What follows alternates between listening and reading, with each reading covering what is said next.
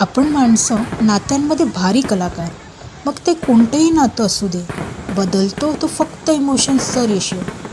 होतं काय ते, आपण अर्धं ऐकतो, त्या अर्ध्याचं क्वार्टर समजतो, विचार शून्य करतो किंवा नंतर करतो, पण प्रतिक्रिया मात्र आधी आणि ते पण दुप्पट देतो.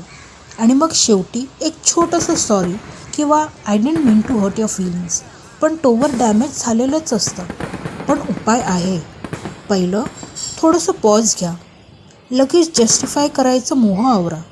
स्वतःला विचारा, मी खरंच काही फील केलं आहे आणि का? दुसरं, मनापासून माफी मागा. फक्त सॉरी नाही, तर माझी रिॲक्शन थोडी जास्तच झाली, मला खरंच वाईट वाटतंय. तिसरं, एक्सप्लेन नको, शेअर करा. कारण एक्सप्लेनेशन म्हणजे बचाव आणि शेअरिंग म्हणजे जोड. त्या क्षणी मला राग आला म्हणून असं बोललो. चौथं, थोडं स्पेस द्या. दुसऱ्यालाही प्रोसेस करायला वेळ हवा असतो.